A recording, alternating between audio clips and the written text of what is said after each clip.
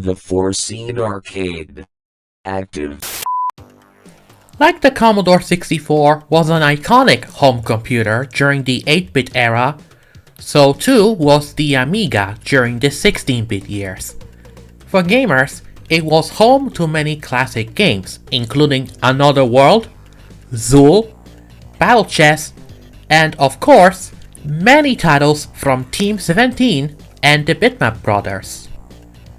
But with the early 32-bit consoles coming into the scene during the advent of the CD-ROM, Commodore once tried to repurpose the Amiga computer in the form of the CD-TV in 1991, in hopes to jump into the multimedia gravy train.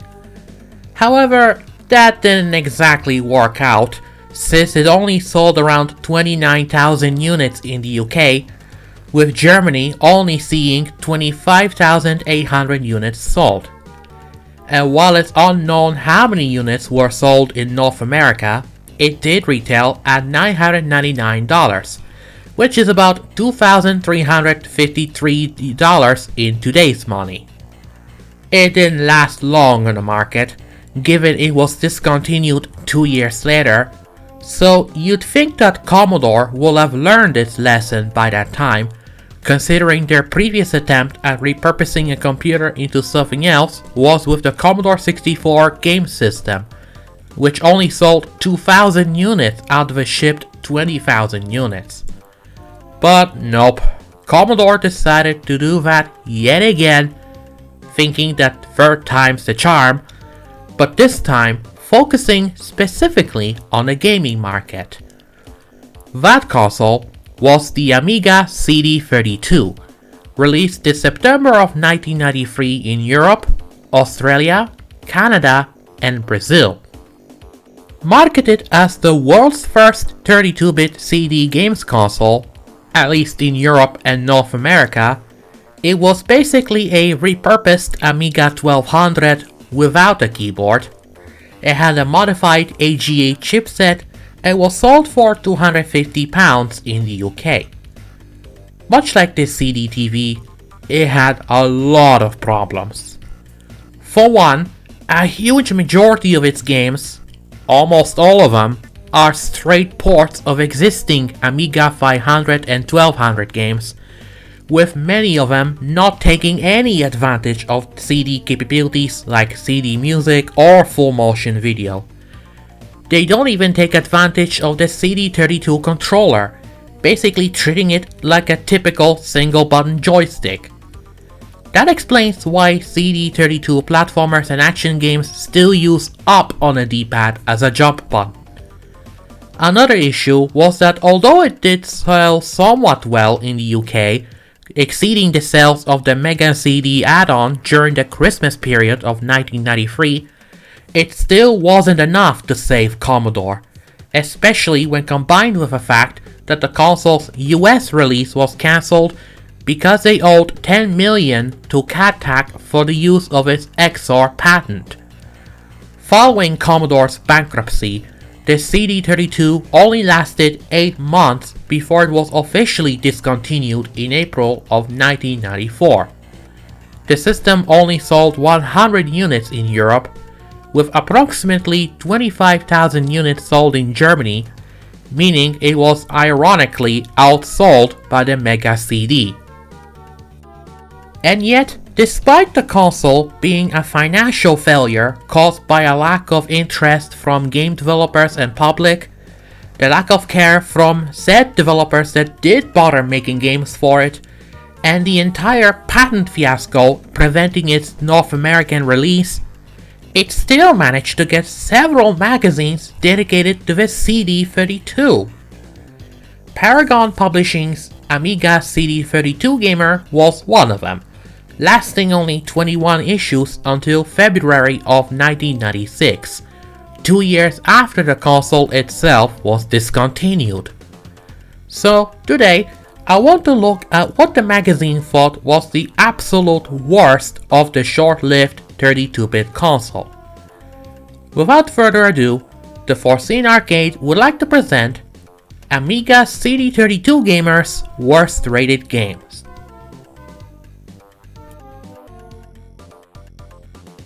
The first issue of Amiga CD32 Gamer originally had a traditional something out of 10 scoring system, but after the debut issue, it switched to percentage-based scores, which I will get to in a moment.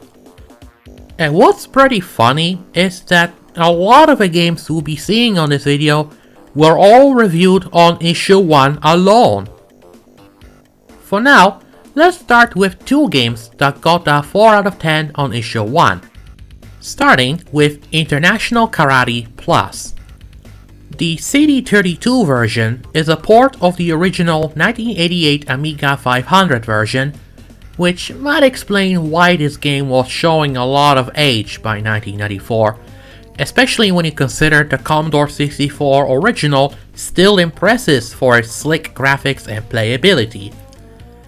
As such, the reviewer, who goes by the initials SSW, criticized the game for its dated graphics and sluggish movement, as well as the fact that being eliminated after one poor performance was annoying, especially when compared to Street Fighter II's excellent best-of-3 structure.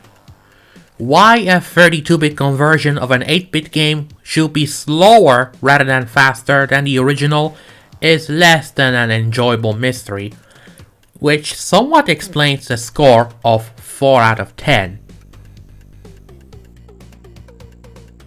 The other 4 out of 10 score on issue 1 is Deep Core, developed by Danafield Systems and published for the CD32 in 1993 by International Computer Entertainment, or ICE. Deep Core is somewhat similar to Gods, but instead of taking place in Greek mythology, it takes place in an underwater nuclear research base that has been invaded by aliens and other hostile beings. Reviewed by MCW, this one is enhanced for the CD32, but it doesn't bring anything new to the console other than more colors and better sound, which is the biggest complaint from their review. Other complaints include the tediously slow gameplay, the majority of enemies being unimaginative, and the main player sprite being cumbersome and unmaneuverable. MCW gave Deep Core a rating of 4 out of 10, saying there's very little here to tempt novice Amiga buffs, while also hoping that veterans would know better. Next we go to 5 games from issue 1 to get a score of 3 out of 10, beginning with another title from ICE. Programmed by Dave Gibbons, Fire Force was a Green Beret clone that was originally released for both the Atari ST and Amiga 1200 in 1992. This was ported to the CD32 in 1994, which is the version that MCW reviewed. They started off by saying that while Fire Force had good reviews on the A1200, the simplistic gameplay and extraordinarily dated graphics looked depressingly inadequate on the CD32. Besides the pathetic animation and sluggish play, the CD32 control pad made controls nigh on impossible, as you'd soon find yourself accidentally entering tents and huts, as the cursor pad wobbles uncertainly across its axis. The disk accessing pauses being terribly long didn't help matters, which is why it earned a score of 3 out of 10.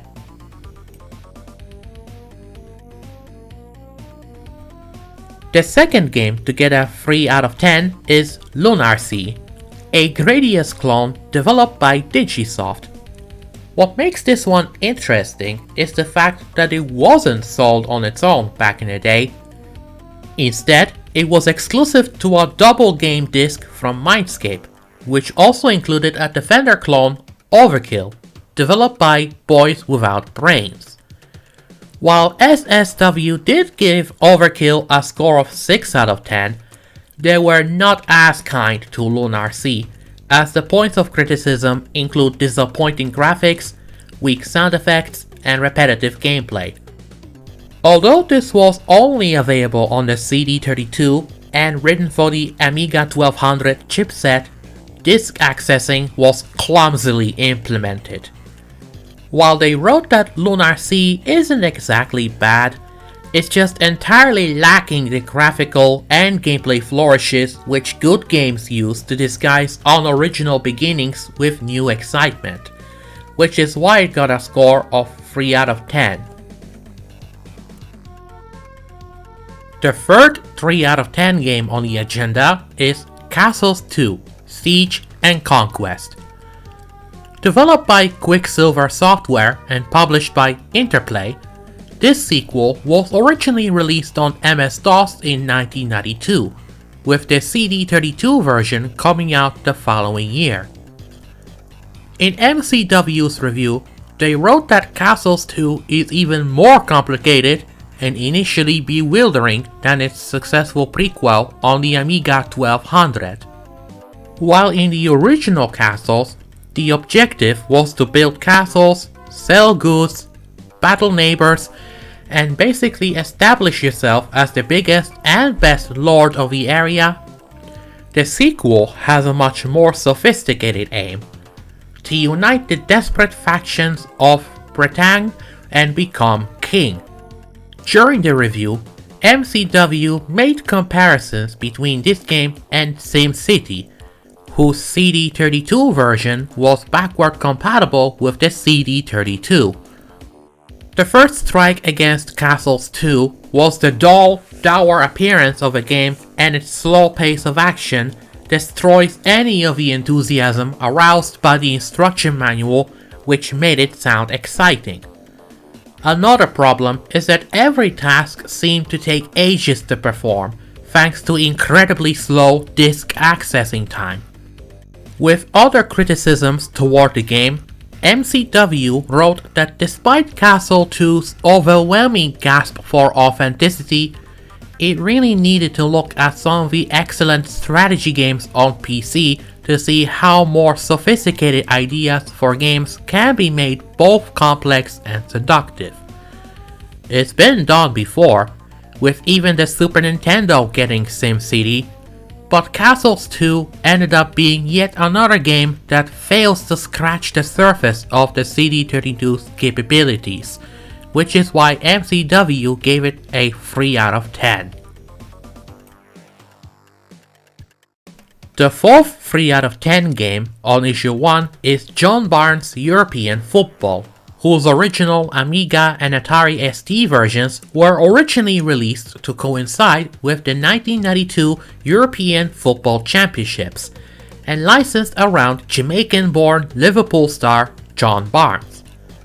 Developed and published by Chrysalis Software, this got a port for the CD32 in 1994, and MCW wrote in their review that this certainly looked promising, with a wealth of play options greeting as soon as it loads. You may either play through the European Championship or opt for an arcade match of any length between 4 and 90 minutes between the CPU-controlled team and another human player. However, their high hopes were shattered as soon as they actually began the match. The game plays like a dog, with jerky animation, poor collision detection, nausea-inducing scrolling, grating sound, and abysmal character control. Even the line officials seem physically malformed. Despite good intentions from Chrysalis, John Barnes' European Football was crippled by a terrible screen update and generally poor graphics, besides deserving relegation for excruciatingly bad gameplay, which led MCW giving the game a 3 out of 10. Our last 3 out of 10 game on issue 1 is Dennis, which is certainly one of the weaker licensed games to come out from Ocean, the same company that gave us iconic adaptations of The Addams Family, RoboCop, and Jurassic Park. Based on the 1993 film adaptation of the US comic character Dennis the Menace, this was pretty much a crash course on Euro platformer cliché 101 that wound up with an F in quality. and MCW knew it when writing the review on issue 1. And when the only thing that was positive about Dennis for the CD32 was the oversized box, that pretty much sums up how bad it turned out, given the dull platformer was criticized for poorly animated sprites, dull backgrounds, lackluster spot effects, zero originality, and basic, fun-absent gameplay. MCW gave Dennis a 3 out of 10, saying there really was no point in shoveling this sort of game onto the market, as the CD32 deserved much better support. We now get to our only game on issue 1 to get a score of 2 out of 10, in form of Dangerous Streets. This one was released at the height of the popularity of Street Fighter 2, so you can imagine a lot of studios wanted to get a slice of that fighting game pie. And one of those games was Dangerous Streets, developed by Micromania Software and published by Flare Software in 1994. In fact, besides being sold separately, this one was part of a compilation disc that came packaged with the Amiga CD32's launch bundle, with the other game on the disc being the AGA enhanced port of Wing Commander. The other compilation that was part of the bundle had Oscar, also by Flare Software, and Diggers, a Lemmings clone from Millennium Interactive, also known as Sony's Cambridge studio. Yes, this was made by the same studio as Medieval, Killzone Mercenary, and Little Big Planet for the PSP. The compilations that we got with the bundle were pretty much a mixed bag, as SSW would have us know in issue 1. While Wing Commander got an 8 out of 10, and both Oscar and Diggers got a score of 5 out of 10, it's Dangerous Streets that was the worst of the pack-in games, especially since someone at Commodore, in all the infinite wisdom, decided to name this Christmas bundle after this dreadful fighting game. SSW criticized the game for the dreadful graphics, awful sound effects, and the useless control system. They gave it a 2 out of 10, writing that whoever at Commodore put this in the CD32 pack either has a complete contempt for gamers, or is an employee who was paid by Sega to sabotage the CD32's Christmas bundle. And now we get to our last two games from issue 1, and given their scores of 1 out of 10, there's no doubt that they are definitely the worst games to be reviewed by Amiga CD32 Gamer. Both games were reviewed in one single page, and both CD32 versions were published by Unique. The first of the two is The Seven Gates of Jambala, a run and jump game developed by Valiant Software. First released for the Atari ST in 1989, the CD32 port was released in 1994, with MCW giving it a verbal beatdown. Their criticisms include the main sprite of a poorly animated wizard being impossible to control, mini labyrinths populated by crap sprites, horrible colors and impossible to jump gaps, and the incredibly lengthy death sequences while the CD reloads the game code. A score of 1 out of 10 was scathing, but this is not the only game from Unique on the same page.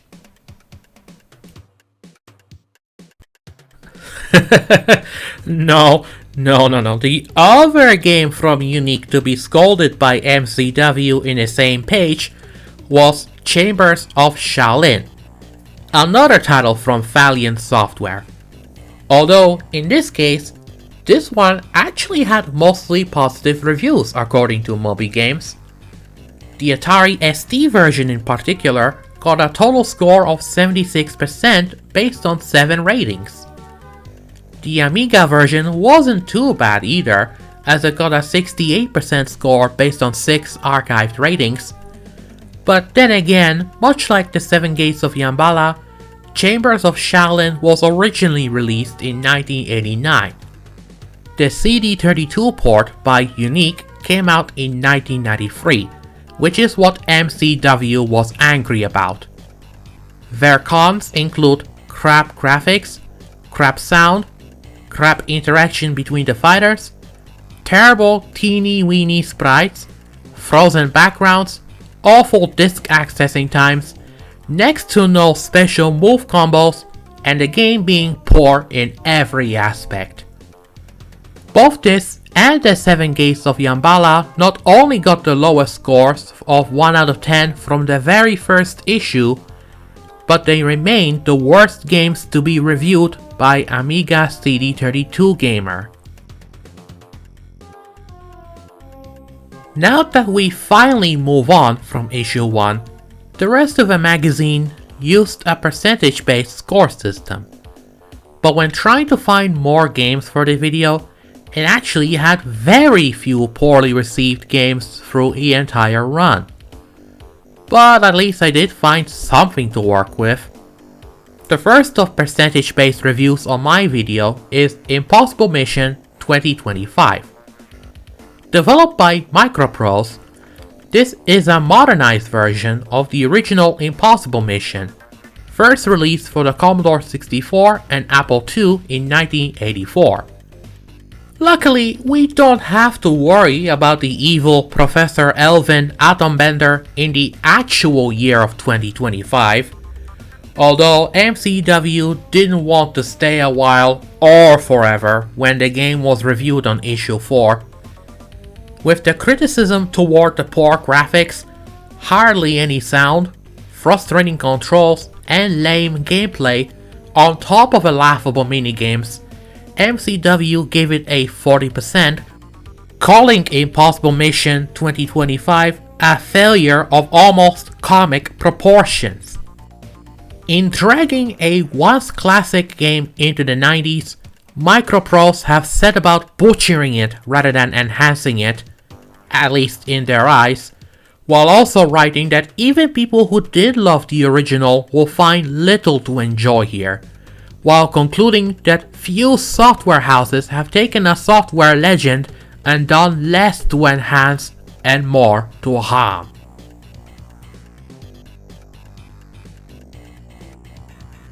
Next up is Summer Olympix, the other game from Flare Software to appear on this video. First released on MS-DOS under the name Reach Out for Gold, this was an attempt to provide a more humorous approach compared to the other games in the sports sim genre. There are 8 different events to compete in, and some are really easy if you are fast on the buttons like swimming or 100-meter sprint, while others like the long jump, javelin, and archery events need more technique rather than simply mashing the buttons.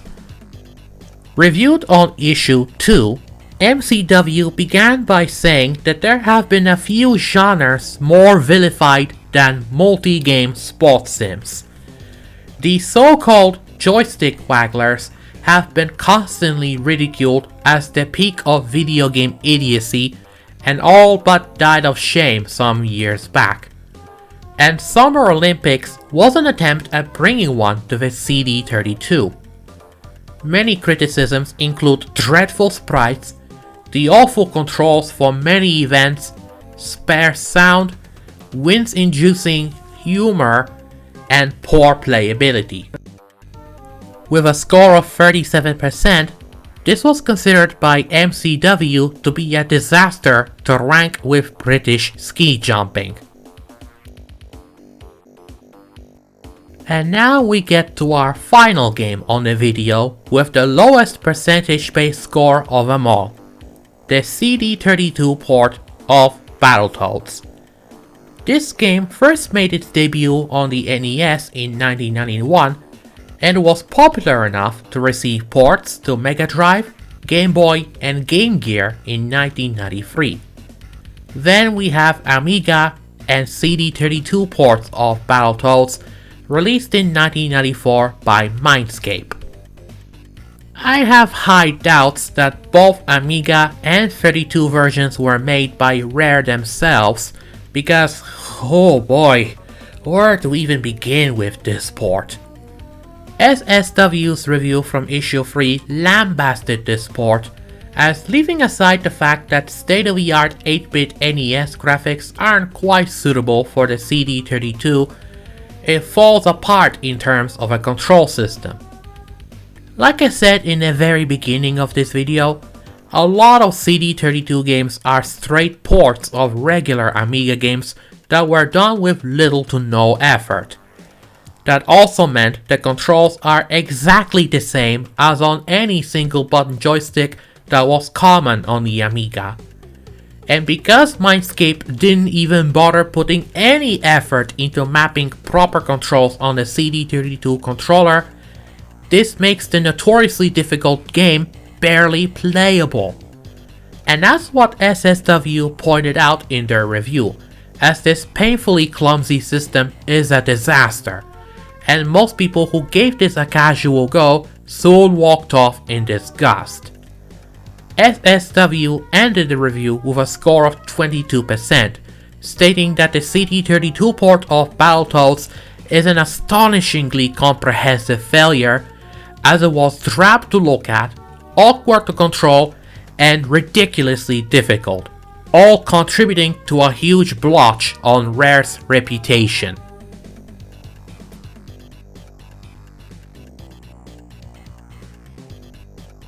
Now that we have reached the end of this video, I'd like to ask you this. To any Amiga fan who watched all the way to the end, what do you think of their reviews on these CD32 titles?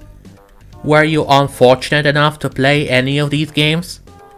And what were your memories of owning an Amiga CD32? Feel free to answer these questions in the comments. And don't forget to check my gameplay videos, as well as my other scripted videos.